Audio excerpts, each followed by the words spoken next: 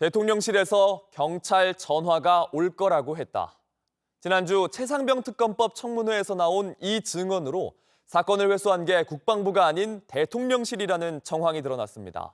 당시 사건을 군으로 돌려준 경북경찰청의 고위 관계자 역시 이 증언이 맞다고 인정했습니다. 유선희 기자입니다.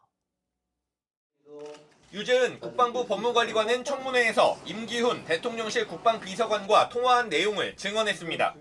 임기훈 비서관은 전화가 와서 경북한테 저한테 전화가 올 거다라는 말을 해줬습니다. 그래서 그 부재중 전화가 경북일 거라고 예측하고 경북경찰에 다시 전화한 것입니다.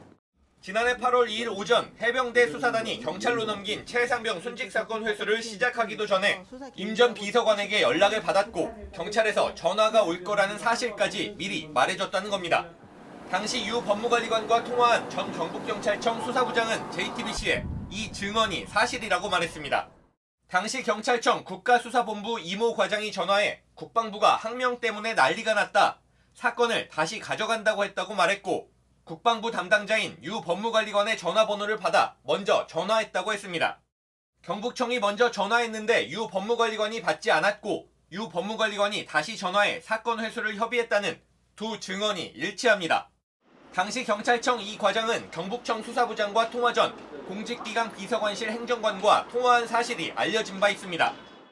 이에 따라 이종섭 당시 국방부 장관의 항명수사 지시로 국방부가 주도해 사건을 회수한 게 아니라 대통령실이 경찰로 먼저 연락해 유 법무관리관을 통해 사건 회수 논의가 시작된 정황이 더욱 뚜렷해졌습니다. JTBC는 이 과장에게 당시 대통령실과 어떤 내용으로 통화를 했는지 묻기 위해 여러 차례 연락했지만 받지 않았습니다. JTBC 유선입니다. 아침엔 앵커 정재우입니다. 지금 이 기사 가장 먼저 매일 아침 7시 반에 보실 수 있습니다. JTBC 뉴스 채널을 구독해 아침엔과 하루를 시작하세요.